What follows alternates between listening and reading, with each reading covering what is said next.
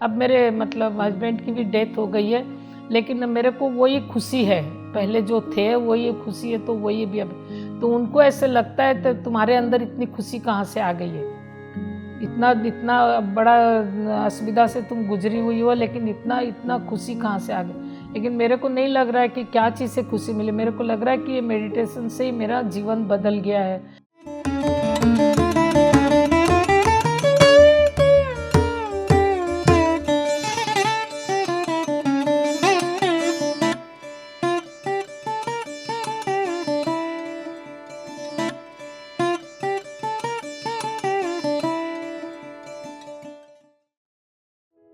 मेरा नाम कुसुम बजोरिया है।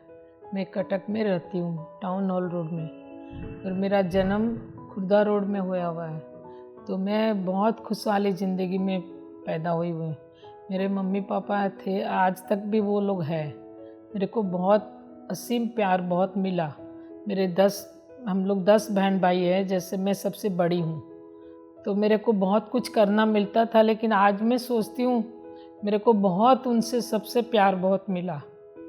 तो मैं अभी भी ये चीज़ मतलब कभी कभी मेरे ये लगता है कि मैं बहुत ही खुशनसीब हूँ कि मेरे को इतना प्यार मिला, इतना प्यार मिला। फिर मैं जब 17 साल पढ़ाई मेरी जब शुरू हुई, तब मैं पढ़ाई करी, लेकिन 6 स्टैंडर्ड में मेरा पढ़ाई का मतलब ख़त्म हो गया, कि वो पढ़ाई नहीं कर सकी। छोटे भाई बहन जो थे उनका करने वाला कोई नहीं था, तो पापा मेरी पढ़ाई को स्टॉप कर दिए। फिर मैं थोड़ा दिन 1 साल तक तो मतलब प्राइवेटली पढ़ी, फिर वो भी काम नहीं ख़त्म हो गया, फिर मैं बंद कर दी पढ़ाई। तो उसके बाद से मेरा बहुत मन में था कि मैं पढ़ाई नहीं कर सकी। मैं पापा को अभी तक भी कितनी बार बोलती हूँ कि आप मेरा पढ़ाई क्यों बंद करवा दिए। बोला कौन सा ऑफिसर बन जाती तू पढ़ के, अभी भी तो सारा काम करती हो तुम। तो ऐसे करके मेरी ज़िंदगी चलती रही। फिर 17th ईयर में मेरी शादी हो गई, तो कटक में हुई मेरी शादी बजोरिया परिवार में। तो वहाँ मेरे जो पति थे उनकी माँ भी बहुत छोटी उम्र में गुजर गई थी, तो उनको ये प्यार नहीं मिला माँ का। तो मेरे शादी के बाद उनको मेरे से बहुत लगाव हो गया। ऐसे जैसे लगता था वो कभी मेरे को तू बोल के भी नहीं कभी बुलाते थे, वो हमेशा मेरे को माँ के नज़र में देखते थे। पता नहीं क्यों इतना ऐसे मेरे को लगा कि सब कुछ मेरा यही है। पियर से इतना प्यार मिला, फिर भी वो थोड़ा कटअप होता गया कि मतलब वो चीज़ ठीक है, वहाँ वहीं की वहीं रह गया, लेकिन यहाँ पे मेरे को बहुत अच्छा मतलब बहुत लगाव था और बहुत रेस्पेक्ट मिलता था। तो ऐसे करते करते अच्छी तरह ज़िंदगी बीतने लग गई। फिर एक एक करके 3 बच्चे हुए। 3 बच्चे होने के बाद भी वो बच्चे लोग भी बहुत केयरली थे, बहुत मतलब रिस्पॉन्स वाले थे। बहुत कुछ मैंने सीखा भी उनसे। फिर धीरे धीरे ऐसे करते करते लाइफ आगे बढ़ती गई, तो बहुत अच्छी ज़िंदगी चल रही थी, कोई चीज़ का दिक्कत नहीं होता। लेकिन मेरे पति ना 2-3 साल के जब थे, जब बहुत सीरियस हो गए थे, तो वो सीरियस केस में पता नहीं वो एकदम से ठीक हो गए थे। उसके बाद उनमें कुछ नहीं था बीमारी का हाल, लेकिन वो मतलब शादी के 10 साल बाद अचानक एक दिन बीमार हुए। ऐसा बीमारी हुआ कि पकड़ ही नहीं पाए कि क्या इनको हो रखा है। फिर वो ऐसे करते करते फिर दिल्ली गए हम इलाज के लिए, फिर साउथ गए। तो वहाँ पे दिल्ली में तो उनका कोई इलाज नहीं बैठा, लेकिन साउथ में सही इलाज बैठा। वो जो भी बोले डॉक्टर लोग, तो बोले कि इनका ऑपरेशन ही होगा।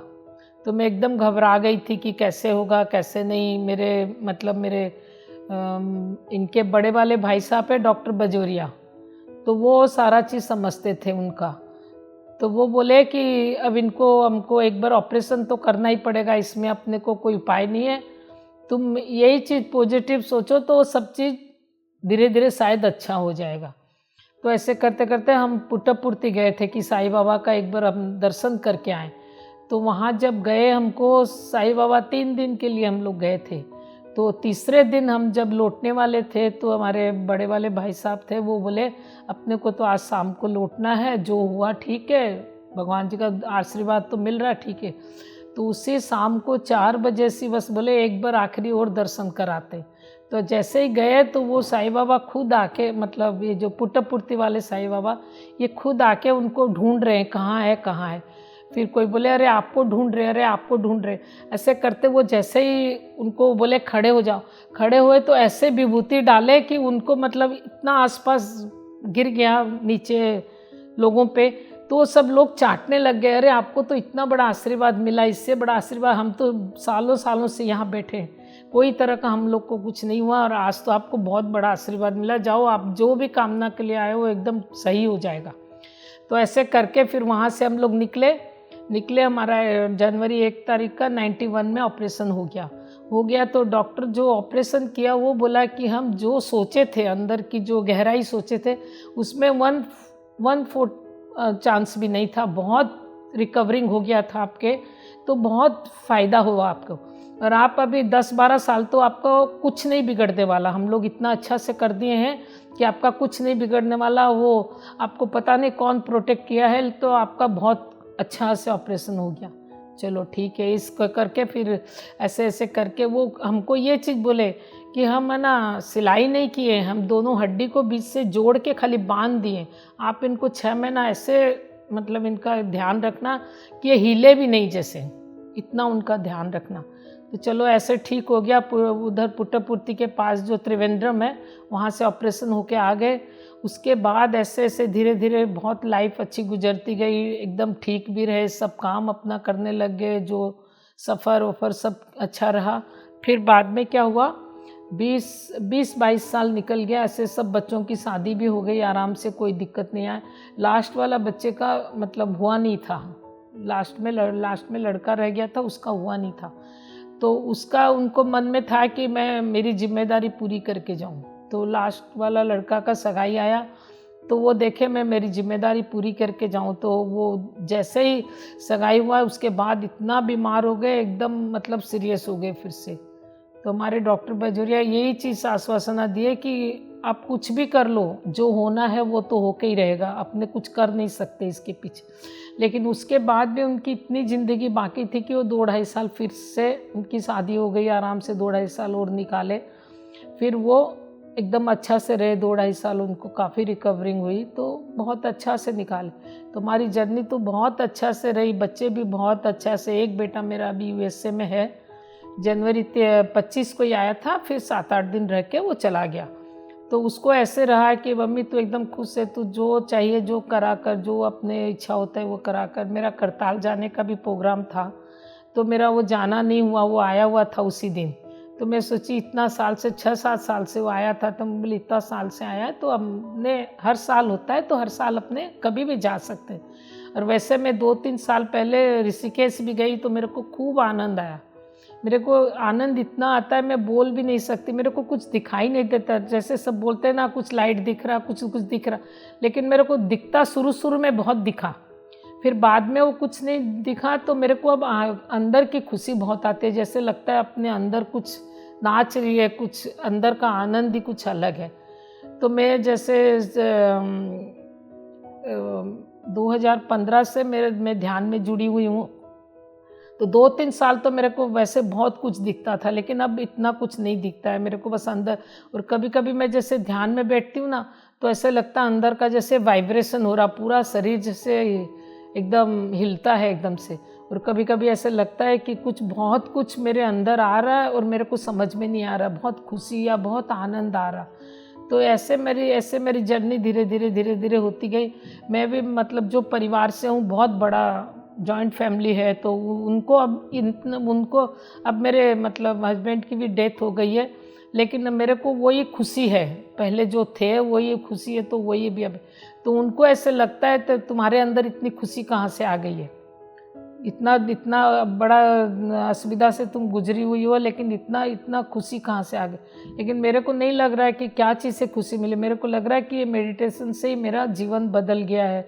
आज भी जैसे हर आदमी जनवरी का साल नया मनाते हैं, अपने को तो ऐसा लगता है हर साल ही नया है, हर दिन हर पल नया गुजर रहा। और मेरे को कोई दिक्कत नहीं। मैं कभी कभी ध्यान में बहुत बाहर जाना हमारे लिए थोड़ा पॉसिबल कम होता है, लेकिन जहाँ जाते हैं तो वहाँ पे फिर वही चीज़ का चर्चा करते हैं, वही चीज़ सिखाना चाहते हैं, वही चीज़ कैसा आनंद मिलता है। मैं सबको मेरे घर में भी बोलती हूँ कि आप लोग ध्यान करो। 2 मेरे छोटे पोते हैं, एक 10 साल का, एक 12 साल का है। तो वो लोग आपस में कभी कभी लड़ाई करते हैं। एक बार इतनी लड़ाई जुड़ गई कि उनको हमको संभालना बहुत मुश्किल हो गया। तब मैं उसको बोली, बेटा तू तो बड़ा है ना, तू मान जा, तू मान जा। तो छोटा वाला खुल के हंसता है, चलो उसकी तरफ उसको ये करना पड़ रहा है। तो ऐसे करके वो बोलता है कि दादी माँ मैं तो हमेशा ही बड़ा रहूँगा ना, मैं तो इससे कभी छोटा तो हूँगा नहीं। आज कितना साल बाद भी हम तो बड़े के बड़े ही रहेंगे, तो आप तो हमेशा ही हमको पीछे रखते जाओगे कि हाँ अब तू तो बड़ा है, तू मान जाए, छोटा वाला है, इसका कोई बात नहीं, इसको अपने कोई बात नहीं, ये जो करता है करने दे, ये अपने आप समझ जाएगा। तो इस चीज़ का मैं देखती हूँ काफ़ी बदलाव आया। बड़ा वाला उल्टा ज़्यादा शैतान है, छोटा वाला इतना समझदार बन गया, इतना वो कभी कभी मेरे को आज पूछता है आज तुम्हारा क्या है, मैं बोली आज हमारा इंटरव्यू है। तो आप लोग को भी इंटरव्यू देना पड़ता है क्या? मैं बोली हाँ, तुम लोग इंटरव्यू देते तो हम लोग नहीं देंगे क्या? तो बोले अच्छा जाओ, मैं आपका सुनूंगा, आप क्या क्या बोले हो, आप मेरे बारे में क्या क्या बोले हो, मैं आपका सारा चीज़ सुनूंगा। बोले हाँ सुन लेना, तू एकदम आराम से सुना दूंगी तेरे को। तो ऐसे करते करते मेरी जर्नी इतनी अच्छी रही, इतनी आनंद से गुजरी, इतनी खुशी मिल रही है मेरे को कि मैं मतलब वो आनंद जो था ना पहले का, वही आनंद मेरे को मिल रहा है। मेरा अभी जैसे बोलते हैं ना, आदमी बड़ा होता है तो बचपन अपना भूल जाता है, कि जब शादी होती है तो अपना माता पिता को थोड़ा नेगलेक्ट करता है, कि जब अपने बच्चे हो जाते हैं तो भाई बहन को थोड़ा भूल जाता है। लेकिन वो चीज़ जब अपने बोलते हैं अपना बूढ़ा होता है ना, जब सारी चीज़ उसके नज़र के सामने खुलती है कि हाँ ये मेरा बचपन कैसा गुजरा, कि मेरे बड़े कैसे गुजरे, मेरे भाई बहन कैसे थे, या मेरी फैमिली कैसी थी।